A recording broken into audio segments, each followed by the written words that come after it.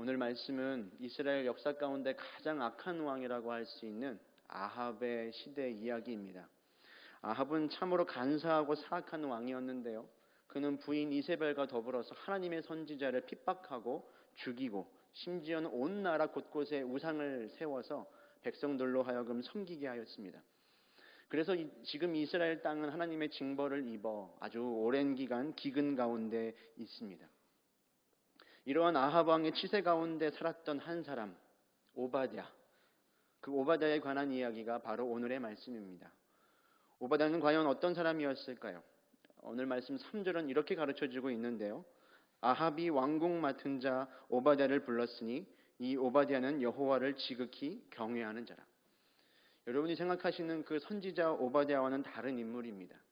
오바댜는 아합이라는 그 악한 왕이 다스리는 세상 속에서 궁을 돌보는 왕궁 맡은 자라는 높은 직책을 맡고 있는 관리였습니다.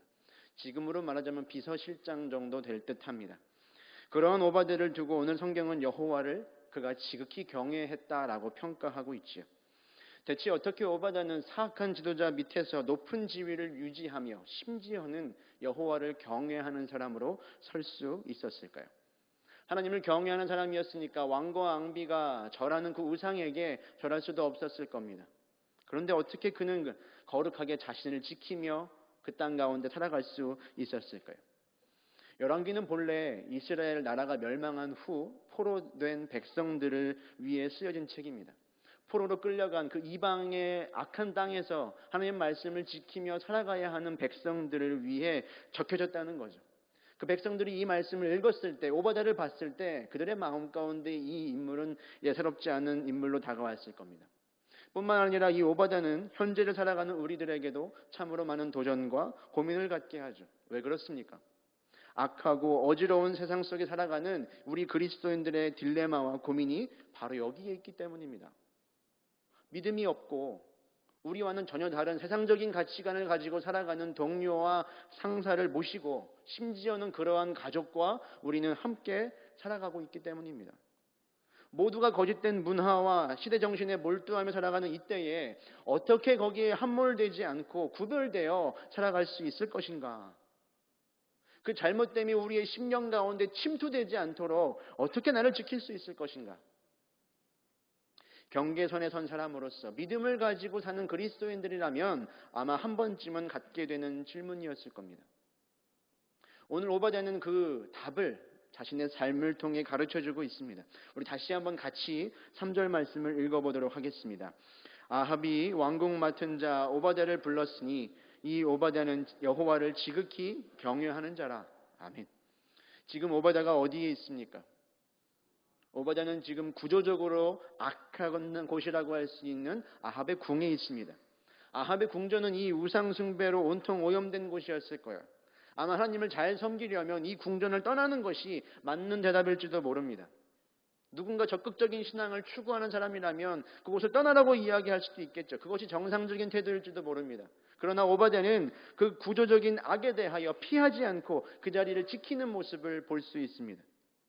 신학자인 류호준이라는 교수가 이 어지러운 세상을 살아가던 오바댜가 선택할 수 있었던 방법이 3가지 정도 있다고 이야기를 해요. 그 첫 번째는 오바댜는 다른 나라로 이민을 갈 수 있었습니다. 이 악한 왕 밑에 살지 않고 떠나는 겁니다. 그러나 곰곰이 생각해 보면 이스라엘보다 더 악하면 악했지 덜한 나라는 아마 주변에 없었을 겁니다. 두 번째 선택지는 이거였어요. 혁명을 일으키는 거였습니다. 악한 왕 아합을 제거하는 거죠. 여호와의 신앙을 지키지도 못하게 하고 사람의 생명을 함부로 여기는 그 왕을 무력으로라도 제거해야 한다는 거예요. 언뜻 보면 맞는 말 같기도 합니다. 그러나 여러분 어떤 악도 피를 흘리는 혁명을 통해서는 완전히 해결될 수가 없습니다. 피는 피를 부르고 칼은 칼을 불러오기 때문이죠. 그래서 마지막 3번째 선택지가 이거였어요. 한계 내에서 살아가는 법을 배우는 일. 아합의 악정 밑에서 함께 살되 하나님을 경외하는 신앙의 길을 벗어나지 않는 거죠.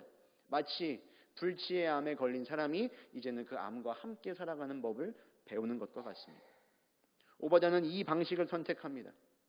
우리가 잘 아는 요셉도 마찬가지였죠. 요셉이 살던 애굽은 더 많은 우상으로 가득했습니다. 근데 요셉은 그 땅 가운데에서 하나님을 믿는 신앙으로 형통을 경험하며 믿음으로 그 땅을 뒤엎습니다. 그리고 하나님은 오바댜처럼 요셉을 국무총리에 이르기까지 이끄셨고 바로의 입술을 통해 영광을 받으셨죠. 다니엘은 또 어떻습니까? 바벨론과 페르시아, 나라가 바뀌는 그 어지러운 상황 속에서도 자신을 지키며 온 동포가 포로 생활이 끝나서 돌아가는 중에도 그는 그 땅 가운데 남아 있습니다.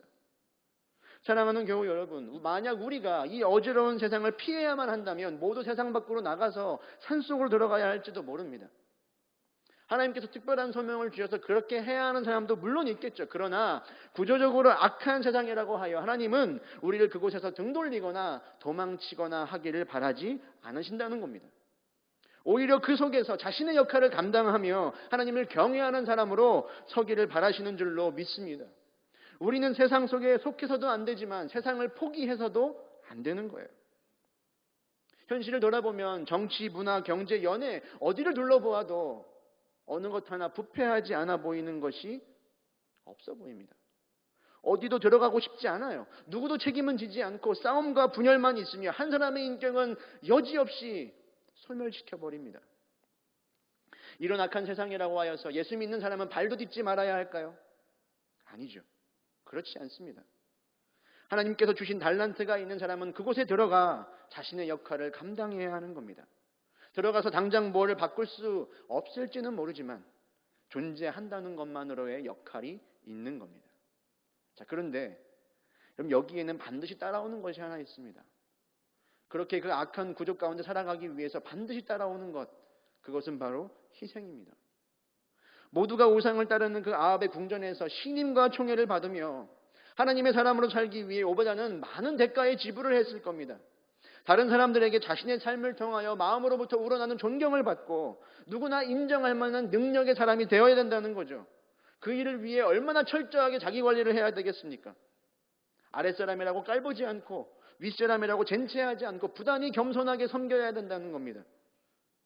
여러분, 우리가 악한 세상에서 이 그리스도인으로 남으려면 도덕적으로나 영적으로나 실력적으로나 탁월하며 흠이 잡혀서는 안 되는 거예요.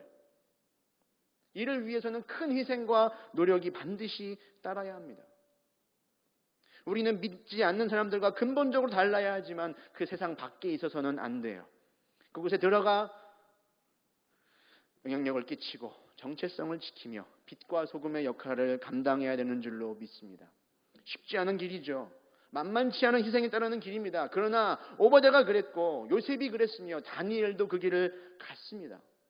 우리도 기도하며 하나님의 은혜가 임하면 그렇게 살아갈 수 있을 줄로 믿습니다. 이어서 4절부터 5절의 말씀 우리 함께 읽어보도록 하겠습니다. 이세벨이 여호와의 선지자들을 멸할 때에 오바댜가 선지자 100명을 가지고 50명씩 굴에 숨기고 떡과 물을 먹였더라. 아합이 오바댜에게 이르되 이 땅의 모든 물 근원과 모든 내로 가자. 혹시 꼴을 얻으리라. 그리하면 말과 노새를 살리리니 짐승을 다 잃지 않게 되리라 하고. 아멘. 앞서 이야기해드렸듯이 지금 이 아합이 다스리는 이스라엘은요, 하나님의 징벌로 오랜 기근 가운데 있었습니다. 그 기근 가운데 아합이 오바댜에게 5절에서 이렇게 말을 하고 있는 거예요. 우리가 이 땅의 모든 물과 근원과 내려가서 꼴을 찾아보자. 물이 나는 곳을 한번 찾아보자고 이야기하는 겁니다. 그런데 그 이유가 뭐죠? 뭘 먹이기 위함입니까? 말과 노새를 먹이기 위함이에요. 자신의 짐승을 잃지 않기 위함이라는 거죠. 지금 물이 없어서 사람도 죽어가는 판에 왕이라고 하는 사람의 관심사가 뭐예요? 노새와 짐승에 불과한 겁니다. 노새는 이 당시 보통 짐승이 아니라 아주 비싼 짐승에 속했습니다. 아합의 관심은 오로지 풍요로움에만 있었다는 거죠. 그가 우상 숭배를 선택한 이유도 이거였어요.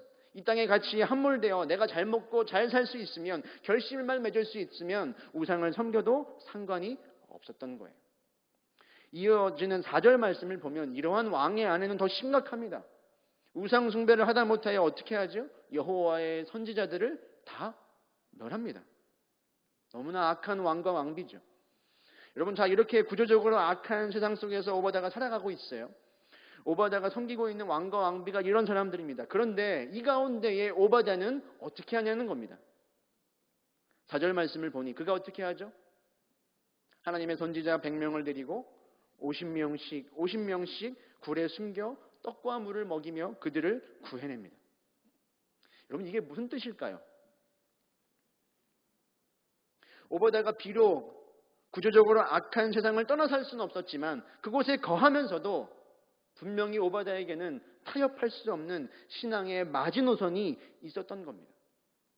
자신과 하나님께 도전하는 악에 대하여 오바댜는 단호하게 대처합니다. 나의 신앙을 뿌리채 흔들고 나의 경건과 신앙의 양심을 짓밟는 악에 대하여 오바댜는 방관하지 않습니다. 나 하나만 하나님 앞에 경외하고 경건하면 되냐? 아니죠.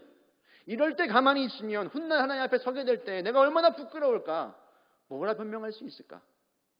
오바댜는 힘이 닿는 대로 노력하여 선지자들을 살리고 숨깁니다. 여러분, 아합의 최측근이었던 오바댜가 왕의 명령을 거역하고 이러한 행동을 한다는 것이 뭘 의미하겠습니까? 그의 생명을 내어놓는 행동입니다. 자신의 온 가산과 물질도 헌신되지 않으면 불가능한 일이었다는 거죠. 모든 것을 잃을 수 있다는 각오로 나의 생명을 내어놓고 심지어는 내 가족의 피해까지도 감수하며 오바댜는 그 길을 갑니다. 그렇게 오바댜는 이 시대라는 한계 속에서 하나님 앞에 결코 경외함을 잃지 않았습니다. 이것만큼은 내어줄 수 없다라고 하는 단호함이 오바댜에게 있었습니다. 오바댜는 가만히 있을 때와 움직여야 할 때를 분별할 줄 아는 사람이었던 것이죠. 여러분, 우리 모두에게도 이러한 악의 도전과 유혹이 얼마나 많은가요? 이 정도는 그냥 넘어가도 됩니다. 이 정도는 모두가 그냥 눈 감고 살아가는 겁니다. 당신만 한번 넘겨주면 됩니다.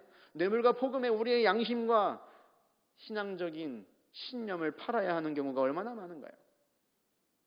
나의 심령의 떨림에 그 찔림에 모른 척하는 순간이 얼마나 많습니까? 그러나 가만히 있으면, 그 가운데 가만히 있으면 우리는 하나님을 경외하는 사람이 될 수 없다는 겁니다. 요셉도 보디발의 아내가 그를 유혹할 때 어떻게 했습니까? 내가 어찌 이 큰 악을 지어 하나님께 죄를 지을 수 있습니까? 외치며 그는 그 자리를 떠났습니다. 그 일 때문에 요셉이 어떤 지경에 이르게 되죠? 그는 누명을 쓰고 죄수가 되는 희생을 치릅니다. 그러나 그 길을 가는 거예요. 왜요? 그에게는 신앙의 마지노선이 있었기 때문이에요. 다니엘은 또 어떻게 하죠?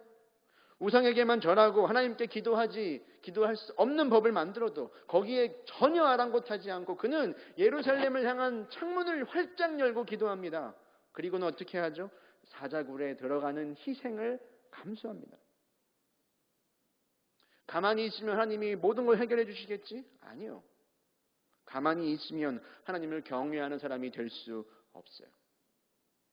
용납해서는 안 되는 악에 대하여 받아들이고 있으면서, 눈 감고 있으면서 그리스도인이고 교회라고 말을 하니 욕을 먹고 권위를 잃어가고 있는 겁니다. 여러분, 오바댜는 우리들이고 우리 자녀들이 살아가는 세상입니다. 세상의 가치에 몰두하여 모든 조직들이 이끌려가는 세상, 그곳에 우리는 오바댜로 살아가요. 오바댜가 선택할 수 있는 방법이 많았죠. 그 중에서 오바댜는 어찌 보면 타협하며 살아가는 길처럼 보이는 그 한계의 틀 안에 거하는 삶을 선택합니다. 그러나 도전하는 악 앞에서 오바댜는 결코 타협할 수 없었습니다. 그에게는 신앙의 배수의 진이 있었기 때문이죠. 여러분도 이번 오바댜와 같은 선택을 하게 되시기를 축복합니다. 그런데 여러분, 여기까지만 보면 우리 마음에 참 도전이 되지만 가장 어려운 지점이 하나 있죠. 우리가 악한 세상에 살며 타협하지 않기 위해서는 반드시 따라오는 희생이 있다는 거예요. 우리가 포기해야 되는 것들이 많다는 거죠. 그러면 우리는 희생하고 우리는 포기만 해야 하는가? 정말 그런가요? 오바댜가 여러분 하나님 앞에 경외하는 사람으로 가장 희생하고 구별했던 것이 있습니다. 뭘까요? 그가 몇 명을 먹였죠? 100명을 먹였습니다. 그는 어마어마한 재물을 하나님 앞에 구별하고 희생했습니다. 오바댜가 아무리 높은 대신이라고 해도 100명이라는 사람을 지속적으로 먹이는 일은 매우 어려운 일이었을 거예요. 자신의 가산이 다 탕진하는 일이었을 것이고 잘못했으면 빚을 졌을지도 모르죠. 그런 선택을 한다는 것, 그런 희생을 감수한다는 것 누구에게도 쉽지 않죠. 그런데 이런 희생 앞에 머뭇하는 우리들에게 하나님은 이 오바댜의 헌신 이후의 이야기를 알려주십니다. 열왕기하 4장을 보면요, 여러분 참으로 가슴 아픈 이야기가 하나 나옵니다. 선지자의 제자의 아내가 엘리사 선지자를 찾아옵니다. 그런데 안타깝게도 이 선지자의 제자였던 남편이 일찍 죽은 거예요. 근데 그가 어떤 사람이었냐면 하나님을 참으로 경외하는 사람이었다라고 성경이 가르쳐주고 있습니다. 그런데 그가 죽으면서 안타깝게도 많은 빚을 남기고 죽은 거예요. 그리고 그 빚을 갚지 못하여 자신의 사랑하는 두 아이가 종으로 팔리게 된 상황이 된 거죠. 여러분 누가 생각이 나세요? 누가 생각이 나세요? 오늘 우리가 읽은 오바댜. 몇몇 주석가들과 전설에 따르면 이 열왕기하 4장에 나오는 가정이 오바댜의 가정이라고 이야기합니다. 오바댜는 100명의 선지자를 먹이다가 빚을 졌고 죽을 때까지 다 갚지 못하여 빚을 대물림하고 세상을 떠난 거예요. 하나님을 경외하지만 빚만 남기고 떠난 이후에 남아있는 가족들에 대한 이야기가 이 말씀이라는 거죠. 어떻게 이럴 수 있는 거죠? 악하고 어지러운 세상 속에서 하나님을 경외한다고 희생하며 살아갔는데 하나님 그 대가가 내 자녀까지도 이렇게 종으로 팔려야 하는 일인가요? 주님께 원망하는 마음이 들었을 수도 있을 것 같아요. 그런데 이 말씀 가운데 하나님이 어떻게 하시죠? 열왕기하 4장에서 하나님 이 가정을 어떻게 돌보십니까? 그들에게 있는 기름 한 그릇이 멈추지 않고 나오게 하셔서 여인과 아들이 그것을 다 팔아 생활하고 살아갈 수 있도록 채워주십니다. 오바댜가 구별한 대로, 오바댜가 희생한 대로 말이죠. 성경이 뭘 이야기하고 싶은 걸까요? 하나님께서 어떻게 하신다는 걸까요? 반드시 갚으신다는 겁니다. 어지러운 세상 속에서 기도하며 하나님을 경외하는 사람으로 숱한 희생을 감당하며 돌파하는 너희들을 내가 기억하며 내가 반드시 갚겠다. 하나님이 약속하시는 겁니다. 굳이 이 가정이 오바댜의 가정이 아니라고 하더라도 성경은 우리에게 동일하게 반복하여 약속하고 있죠. 시편 37편 25절에 이런 말씀이 있어요. 내가 어려서부터 늙기까지 의인이 버림을 당하거나 그의 자손이 걸식함을 보지 못하였도다. 하나님이 갚아주신다는 거죠. 잠언 19장 17절에도 이런 말씀이 있죠. 가난한 자를 불쌍히 여기는 것은 여호와께 꾸어드리는 것이니 그의 선행을 그에게 갚아주시리라. 여러분, 하나님을 경외하며 이 구조적으로 악한 세상 속에 살아가는 일은 결코 쉽지 않습니다. 어지러운 세상을 살아가려 할 때 믿음으로 사려면 희생하고 대가를 지불해야 하는 것도 참 많죠. 그러나 오늘 이 말씀의 약속처럼 하나님은 반드시 갚아주실 줄로 믿습니다. 언제까지 머뭇거리실 건가요?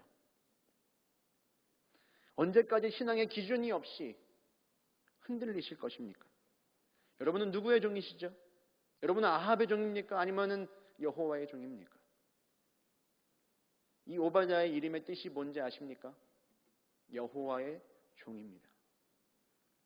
어느 곳에 있든지 내가 선 그 삶의 자리 가운데 하나님을 경외하고 구별된 사람으로 하나님께서 갚아주심을 신뢰하며 누구의 종으로? 여호와의 종으로 선은 저와 여러분 다 되시기를 주님의 이름으로 축원합니다.